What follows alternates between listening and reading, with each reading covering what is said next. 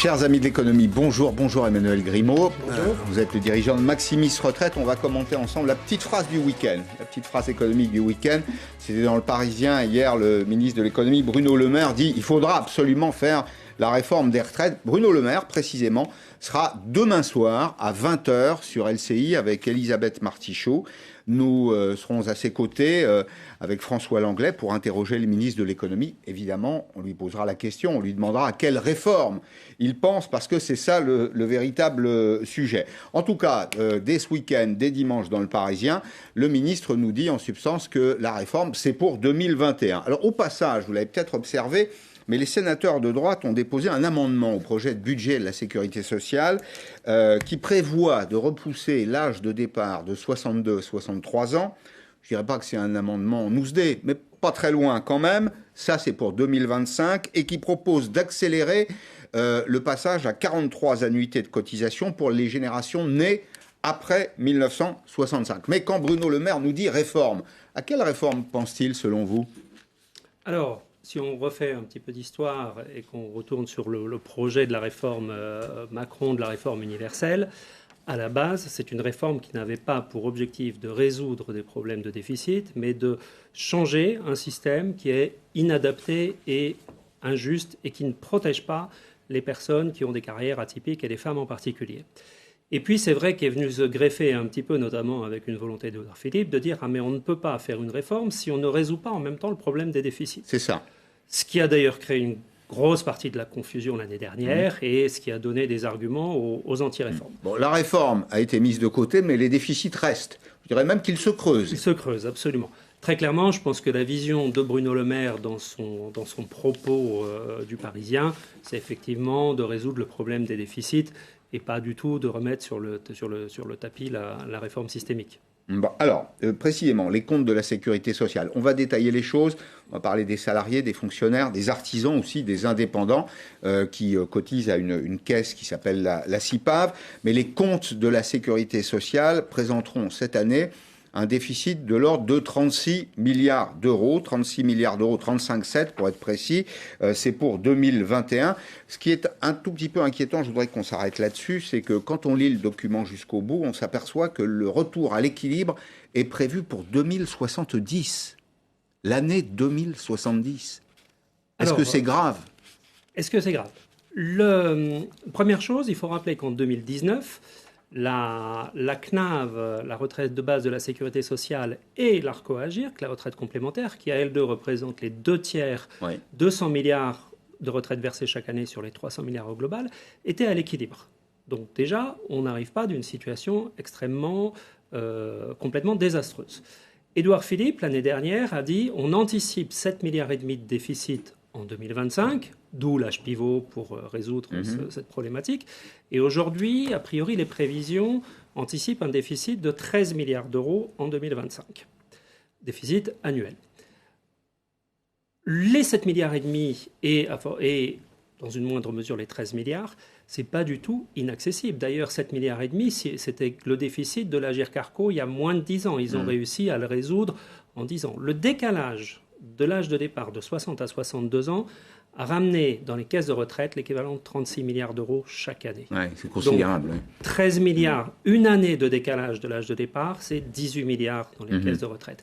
Et l'âge de départ, on sait, Édouard Philippe l'avait d'ailleurs dit dans son discours du 11 décembre, on sait que petit à petit, l'âge de départ se rapproche des 64 ans, sans coercition, sans obligation. Donc effectivement, résoudre... On est en moyenne à 63, quelque chose. On est à 63, absolument. Un petit peu plus de 63 ans en moyenne. Absolument. Donc effectivement, on s'en rapproche et ça a un effet très très significatif. Donc ça ne veut pas dire qu'il ne faut pas s'en inquiéter, ça veut dire que ce n'est pas aussi catastrophique qu'on peut l'imaginer a priori. Écoutez, dans la situation qui est la nôtre, si on peut déjà sécuriser 17 millions de Français, parce qu'il y a 17 millions de retraités en France, à peu de choses près, c'est un premier point positif. Alors dès qu'on parle retraite, il y a évidemment l'hostilité des partenaires sociaux, c'est naturel. Frédéric Sèvres, le négociateur de la CFDT, dit c'est pas le moment. Laurent Berger le répète sur tous les tons, y compris d'ailleurs Geoffroy Roux de Bézieux ce week-end, qui dit d'abord réparons la France, si je puis dire, c'est-à-dire trouvons des solutions à la crise que nous avons sous les yeux, là qu'on a affrontée aujourd'hui. Yves Verrier dit exactement la même chose pour Force Ouvrière. Et je voudrais vous faire écouter cette voix. C'est pas une syndicaliste, une ministre. C'est Elisabeth Borne. Vous allez voir qu'il y a peut-être des nuances au gouvernement parce qu'elle partage précisément les priorités des syndicats. La priorité absolue, c'est de sortir de la crise sanitaire, économique, sociale, de protéger les emplois. Avant de parler de retraite. C'est l'avis unanime des partenaires sociaux. Bon, on souriait en l'écoutant parce que ça s'appelle pas des bisbilles, mais il y a quand même deux appréciations très différentes de la situation. C'est-à-dire qu'il y a un ministre qui dit, voilà, il y a un agenda politique, le président de la République s'y est engagé, il faut faire cette réforme, et puis Mme Borne qui gère les relations permanentes, quotidiennes avec les partenaires sociaux, qui dit, c'est pas le sujet. De toute façon, pour résoudre le problème de déficit des retraites, il y a la solution principale, on parle de l'âge de départ, on parle des taux de cotisation, la première c'est l'emploi. Et effectivement, plus il y aura d'emplois dans notre pays, moins il y aura de chômage, plus ça va équilibrer les comptes de la sécurité sociale et des caisses de retraite. Donc effectivement, ça ne me surprend pas qu'on dise qu'il y a une priorité urgente pour 2021, c'est absolument de remettre le plus de personnes, d'éviter le maximum de chômage, centaines de milliards qui ont été dépensés là-dessus, de remettre le plus tôt possible, le plus de Français possible au travail. Et effectivement, je pense que tout le monde se donne la main pour y arriver. Le déficit de retraite, je ne pense pas qu'on soit à 6 mois près dans la... Si on rentre un peu dans le détail, la CNAV, la Caisse nationale d'assurance vieillesse, est dans une situation que vous décrivez comme satisfaisante. Alors non, je ne dis pas qu'il ne faut pas agir. Je dis que par rapport, en 2010, il y avait 10 milliards de déficit annuel à la CNAV. On est arrivé en 2017 à 2 milliards d'excédents. Donc effectivement, on est sorti d'une situation à laquelle il fallait trouver une solution. À moyen terme, évidemment, il faut faire attention, même si là encore, à partir de 2030, on a l'arrivée des papy-boomers. On a eu en 48 le baby-boom, en 68, mai 68. En 2008, le papy-boom, on est passé de 400 000 retraités par an à 800 000 retraités par an en un an quasiment. 20 ans plus tard, c'est être le rush dans les cimetières et on va avoir, au lieu de 400 000 décès annuels, on va avoir 800 000 décès annuels. Ça va être vraiment très significatif. Donc ça va faire autant de retraités qui vont sortir. Ça va inverser un petit peu le problème d'équilibre des déficits.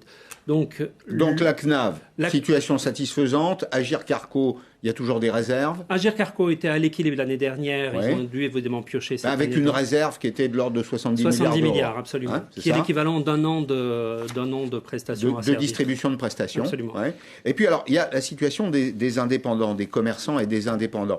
On sait que leur taux de cotisation est plutôt faible. Ils n'ont pas d'énormes retraites. Ils n'ont pas de très très grosses retraites. C'est la CIPAV qui gère une assurance vieillesse pour les artisans, les indépendants, qui gèrent leur retraite. Là aussi, situation stable, pas d'inquiétude. Alors, chez les indépendants, les plus pénalisés sont évidemment les commerçants qui, en plus, eux, ont enchaîné un an de gilets jaunes. L'année dernière, décembre, janvier, les manifestations contre la réforme des retraites et qui maintenant se retrouvent avec le confinement. Donc, eux sont dans une situation absolument désastreuse pour beaucoup à titre individuel. Mais ça, dans leur situation actuelle. Et demain, ça va pénaliser leur retraite, ouais. Parce que ceux qui ne se sont pas payés cette année ne vont pas avoir leur trimestre cotisé en 2020, ou moins de trimestres. Et 4 trimestres manquants, c'est 5% de retraite qui manquent à l'arrivée.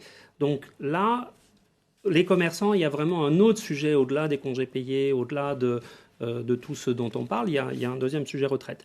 Chez les professions libérales, qui auront été plus ou moins touchées selon leur métier, effectivement, il va y avoir moins de rentrées de cotisation cette année, avec évidemment le même nombre de retraites qui vont être servies, peut-être des départs à la retraite qui vont être anticipés, parce qu'on le voit, on le constate au quotidien, des personnes qui nous appellent en disant « je remets mes choix de vie en question, je me pose des questions Ah oui. ». Des personnes vont choisir de partir un petit peu plus tôt. Là encore, la CIPAV a 15 milliards d'euros de réserve, donc elle a largement de quoi amortir cet effet. Donc ce qu'on doit dire aujourd'hui, c'est que les exonérations de cotisations sociales portait aussi sur les retraites pour les commerçants. Donc ça signifie que, au fond, on repousse le tas de sable un petit peu plus loin. Il faudra... Alors, quelle est la solution d'ailleurs? Est-ce qu'il faudra augmenter les cotisations dans les années qui viennent pour avoir un niveau de pension égal ou se résoudre à avoir à terme une pension inférieure?